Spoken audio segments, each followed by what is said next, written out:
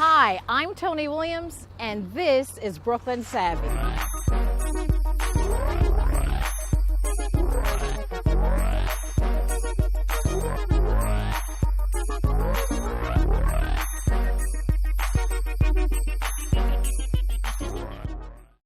Hi, I'm Tony Williams, and welcome to Brooklyn Savvy. We're going to be talking about the impact of divorce on children and adolescents and adult children, well, children basically, of divorce on this episode of Brooklyn Savvy. But before we delve into this conversation, let me introduce our Savvy panel.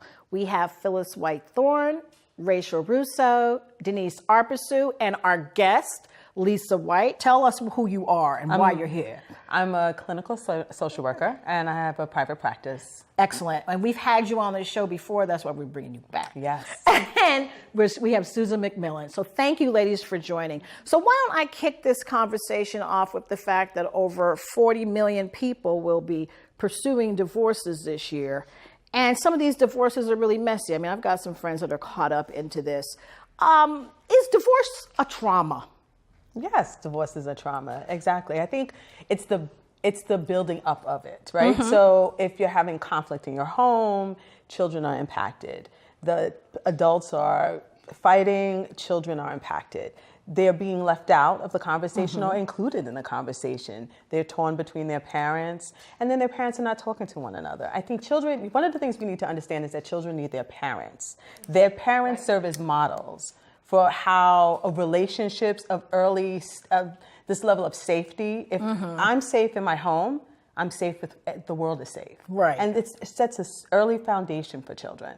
And so divorce and any kind of like disruption and no repair, right? So I don't think that fighting is a challenge. I don't think any of that is a challenge. It is the lack of repair, right? You don't think that conflict in a marriage is a challenge because it's how you engage in the conflict? Yes, conflict, so that's a funny word, right? So I don't know if I'd say conflict, maybe disagreements, even arguments. Sometimes it's conflict, well, where you're just not on the same team with something. You know? Are you talking about an active argument every day, or maybe you do have an active argument every day. Does that mean that it's bad for the kids? I would tell you not necessarily, right? So it depends on what the argument is. Yeah. Because there are things that in couples that we'll never agree on. Right. But we come to a resolution to, right? I think it depends how the child interprets it. Not so much the content, but like if the tone of the voice is startling to a young child or it impacts them and disturbs maybe their sleep or their normal routine, that could produce a lot of anxiety. But then I would also add to that, I agree with that, but I would also add it's how the parents then make meaning of it. Because I think if your child is telling you that they're feeling overwhelmed, then one of the things I would say is then you are hearing your child and then responding appropriately. So I think it's all about meaning making. I think, and it also sets a tone. Like, I don't think that that's how the real world is. So I agree with you in that. But I think it's important that this is the role of parents, and parents' role is to really help children make meaning of their experiences in the world. But when parents are going through this sort of turmoil, it's difficult, I think, for people to understand what it means to put a child first. I mean, what does that look like to put a child first when you're in the middle of a divorce and sorting out all these feelings? Or do they? Or do they? Or can they? Okay, exactly. There you go. There's one thing that I've seen that's been very destructive, and that's when parents make their child the center of their arguments, whether they mean to or not. So what happens is, the mom, maybe she has no one to complain to. She doesn't have girlfriends. She doesn't want to get the word out that she's having trouble with her husband. She'll go talk to the child about the dad. So that's triangulating. That's a triangle. And then it becomes this term in psychology, you probably know, the parentified child. And the child's needs are just neglected, and the parents' needs become more important. Or the child grows up so quickly. It's a problem. But that's what creates trauma. Yes. Right. Because then the child can't handle that. There's something happening that they can't handle or they can't manage internally. Something externally that's happening that they can't manage internally, and that's where the trauma comes in. And I think also what happens there is that the kid then thinks, well, I'm the one that may have caused this, right? And so it's this idea of did I cause that? Is it my fault that my parents are divorced? If I'm in the middle of this triangulation, I should be able to help fix this, and I haven't been able to. And the problem is a child can't give voice to that. You know, a child can't. right. Sometimes kids will say, "I don't want you talking about my father or mother," and then that sets up an alienation factor. Right. You know. Yes. So what is it that kids typically experience, like young children, when a divorce is imminent? Well, I think we talked about sleep, changes in sleep patterns, school. Some children. And is the reason that school's involved is because of focus issues? Because I see academics came up a lot in terms of. Well, they can't focus. Right. They can't focus because they're preoccupied with what's happening with their parents. They're thinking about what's going on at home or what has happened and transpired yesterday or the day before. Or are my parents going to get divorced? So all of those Or they may not cares. even know. They may not even know. They sense something and the child's being left out, of the conversation. So I think there would be a lot of fear and that you might act out in class. So you would get that attention that you're not getting at home. I Or you mean, don't know what to do with those feelings, Right. right? So you feel all these feelings and there's nowhere to really discuss them or talk about them. And so it becomes externalized in the classroom. Now, what about the guilt that some parents might feel as well? You know, oftentimes when you're in a divorce situation, you feel that you're robbing your child of some sort of stability, and then you make up for it overcompensating in other ways. How would you advise parents with that one? Because sometimes even as a working mother, you can feel that way. You know, like, oh, gee, I need to spend more time, and then you you allow for things that you perhaps might not allow for. Well, I would pause and ask the parent what's happening with them, right? And so what is it that you think you're not giving your child? Because I think it's very interesting. I think parents don't realize that their children just want them to be present and love them. And so I think there's something that happens internally with somebody when you're feeling very guilty. And so I think that I would start with having a conversation with why do they feel that they are not just enough being with their child, spending time with their child, because most children, that's what they want. Right. And then I would then say, is that how you've always, because then that would be a question to me, is that always kind of how you responded to your children, which then would come into a whole nother discussion, right? Right. Because that might be what they've always done in some way, right? When my child is bad, I do this, I do that. So really giving them other ways to kind of use that time with their child. Now, I want to go back to this whole idea of whose happiness should be coming first, parent or the child. Right. What about Rachel? What are you thinking on Well, that one? I totally think that the child's happiness should come first. Oh, fantastic, Rachel. I love that. I love that I mean, the response. child, I always say this, the child did not ask to be born, right? Well, yeah, a lot of childs will tell you that. Right. So, I mean, no, you can't have your child become a spoiled brat. Now, the guilt question, I just want to go back to that for a second. So I think what some parents do, especially the parent that does not have most of the custody, maybe the parent that sees the kids like every other weekend, he or she may tend to let the child get away with things. Absolutely. Yeah, because they want to right. make the most of their time together. So I think those parents should really reprimand the child and not be afraid to discipline them just because they don't see them and they want the time with mommy or daddy to be perfect. The only problem is, though, because your time is so limited, you don't want to spend that perhaps that way because you don't get a chance to recover. But you know, aren't you losing balance then if you do that? Then No, I'm just kind of throwing it out there. Yeah. Well, message, I right? think it does You're send being the wrong authentic, message. though. You know, Right. and it's kind of like a long distance relationship. If you don't see your partner for a long time, you want everything to be perfect, but you need to fight and go through what's really happening and be authentic. So I think people should do that, and they should put the child's needs first, because to get back to that whole parentified child, the trauma that is caused, some of it is not showing up until way later in life when they choose romantic partners who repeat the same patterns, and they feel the need to take care of them and not put their needs first. They become codependent. It's like a whole big mess. So So and talking about that, some of the residual impacts. Daughters apparently of divorce divorce more frequently than sons that were involved in divorce. Anybody care to comment on that? That particular bit of research? So the research, they don't know why, right? They don't. But my hypothesis is that women just initiate divorce more often than men do. So I would say that. So wait a minute, are you saying that men will put up with just about anything? No, that women get tired. but women. I think she says yes. So I think women that do initiate the divorces Yes. more. The studies show. Yeah. So I think what happens is that the breakups in the relationship are about even, right? So everybody kind of realizes that the relationship is not working, but it's the woman that would initiate the divorce before a man would, more often, and that's research, right? Now, how does it look when teens are subject to divorces, when we're in their homes where parents are splitting up? I think it depends. I think it depends on whether it was a surprise, because it can be, right? Depending on how people fight and argue. So a surprise would be terrible. I think it's terribly shocking. I also think that if it's some teens, well, I would say a lot of teens, everybody, it's still a shock regardless, right? I think everybody kind of has a shocking reaction to it. However, I do think sometimes that with adolescents, depending on the relationship they've had, is this something that has been over a period of time?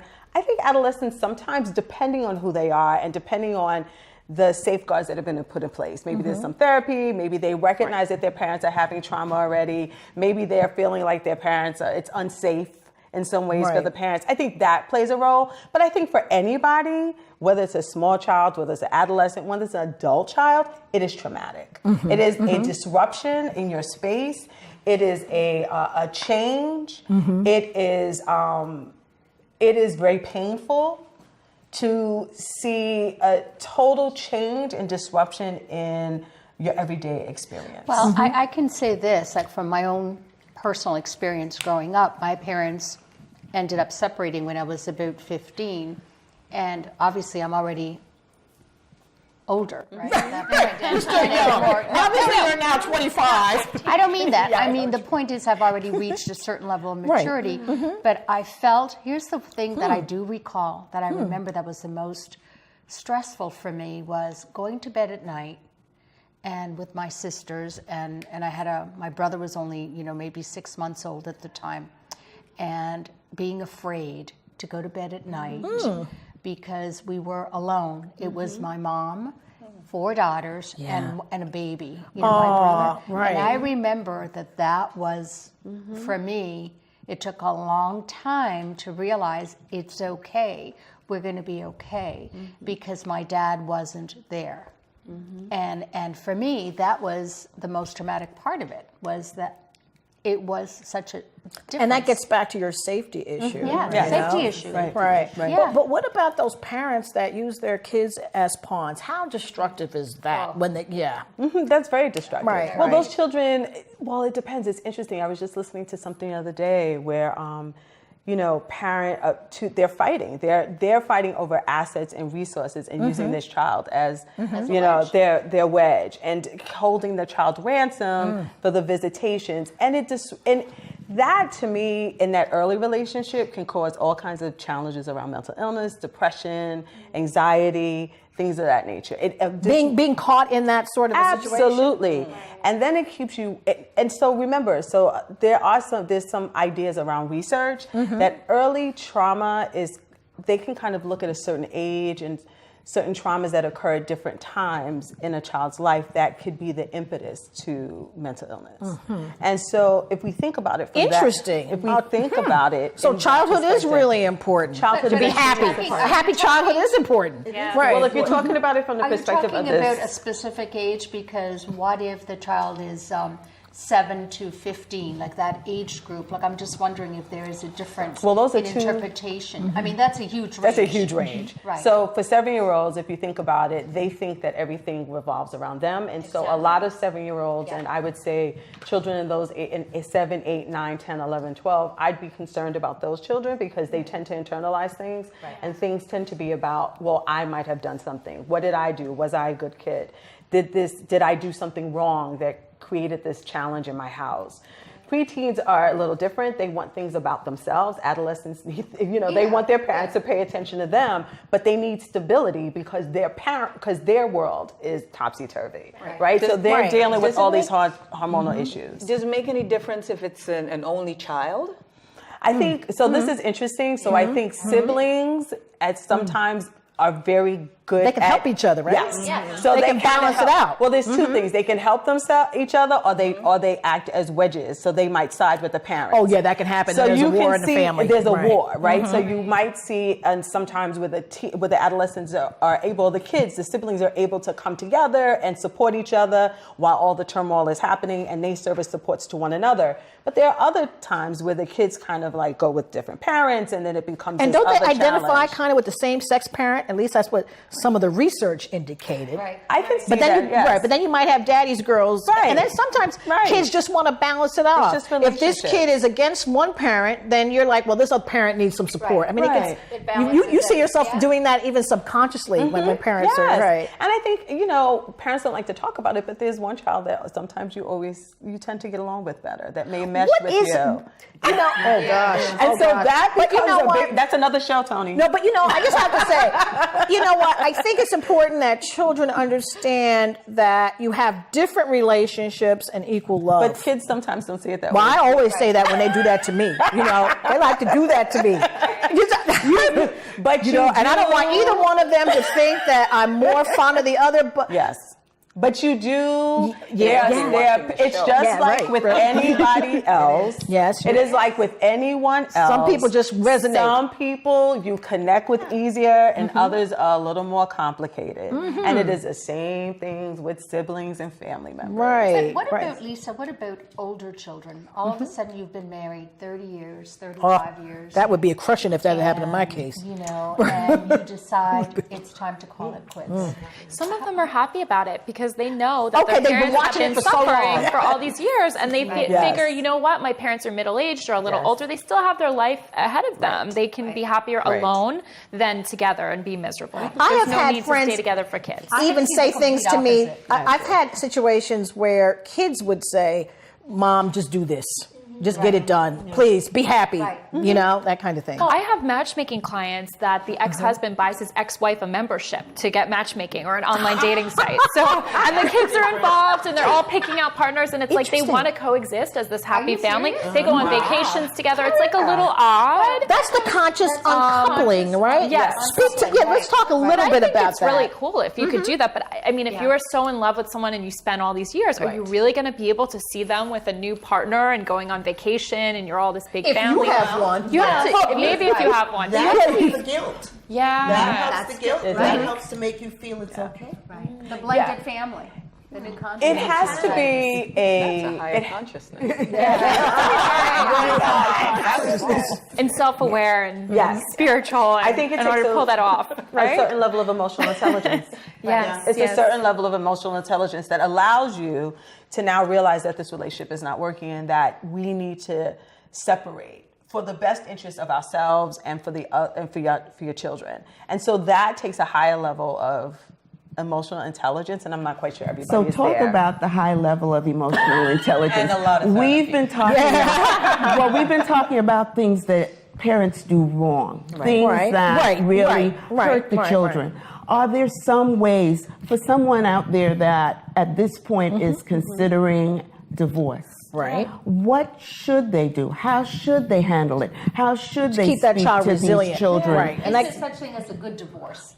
Yeah, Good way of managing. And what does that think it's look about like? managing. I think it is a way of managing. It's about being honest. It's about being honest. It's about being flexible. I think it's the same, similar to some of the parenting, right? So for me, in my head, parenting is about being flexible. There's no other word I think is most important. And so I think in this case, it's about being very truthful about what's happening in your relationship. how truthful are Truthful yeah, in 'cause- that sometimes what happens between two people is that while we love each other from the very beginning, things change and something has changed. I can't tell you what it is.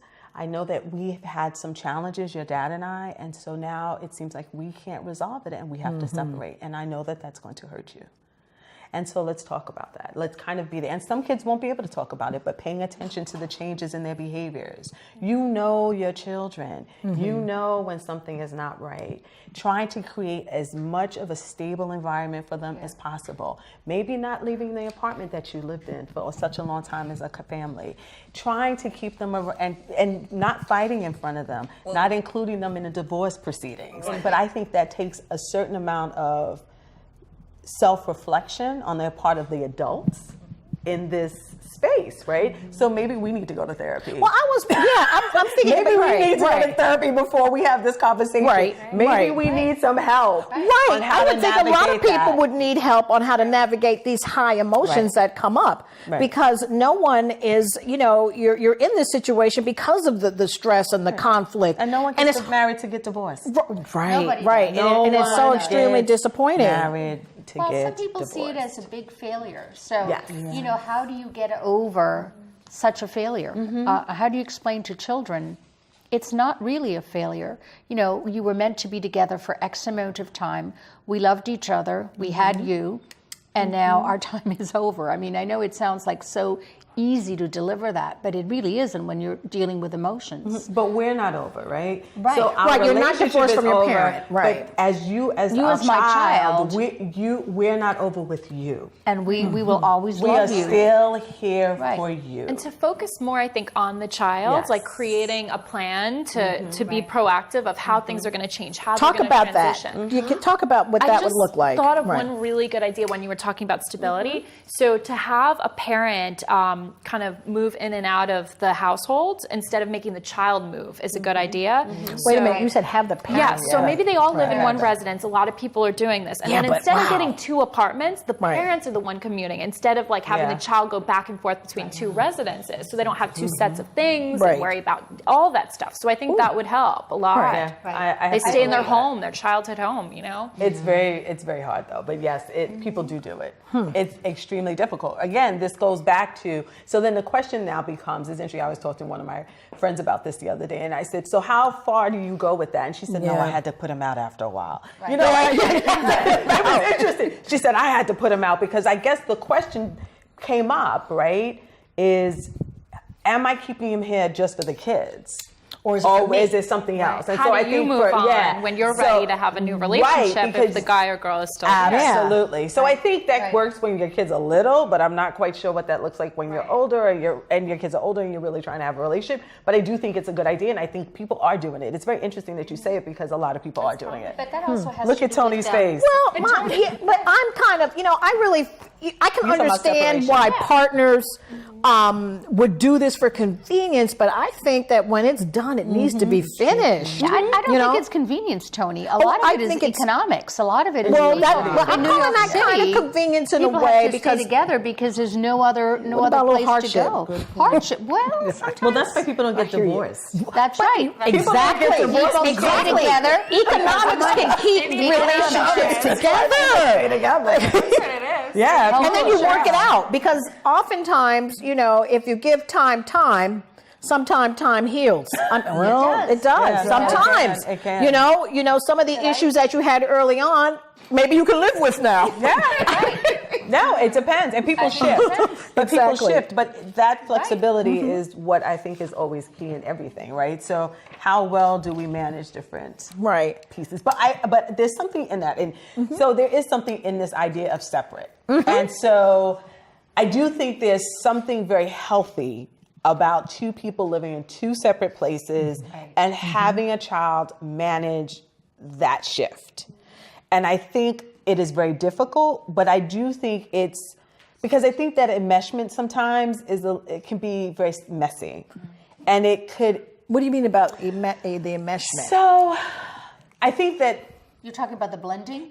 I think blending is good. I think when the children get older, the children need to understand that the relationship is done. Right. Because I feel like children don't need to feel like that hopefulness that my parents Them still might would be together. It's real mixed messaging, This right? kind of, I feel like as they get older, they need to really understand that mommy and daddy are now moving on, that this is a disruption, but this is how we've repaired it in this way, right? So we repaired it in that we can still have relationships with other people, but still care about you all, love you all, and love each other in a different way. Right, because And the now affection can we clearly have- be there. Yes. It doesn't necessarily, it's right, Yeah, right. And now we have new relationships. But it would be And you easier can- when you have the new relationship. Then Yes. that message is clear. Absolutely. Right. So there's a way to divorce and make it a growth for everyone that is there. Right. It's, as opposed to it being this big detriment, Right. there are life lessons that can be learned because of it. Absolutely. Right. Right. It's about the healing, right? Exactly. And that people make mistakes, challenge things happen, but how do we fix that and how do we get over it? And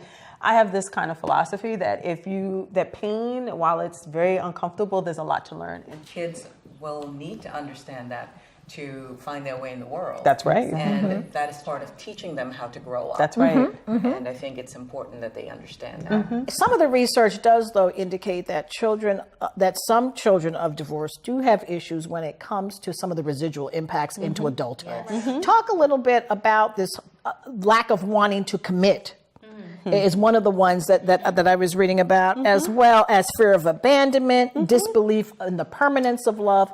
How does one fix that if that is what they are coping with? Fix, oh my. I don't know any that's better a way to big say it, word. Brooklyn. I don't mean to say fix. Brooklyn, I mean to say work on it. Bring some resolution. Oh, see, we have a therapist in the house.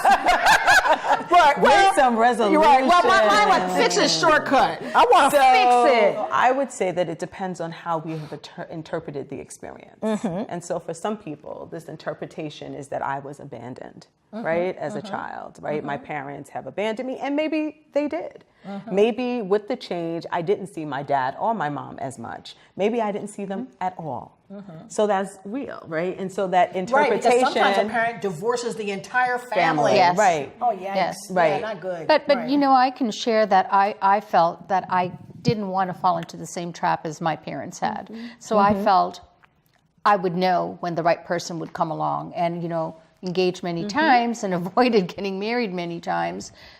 But maybe it is true. Maybe you really do know. When you're ready, you will know. And, Well, I think that's everybody's different. Yeah. That's about knowing yourself. Part of that.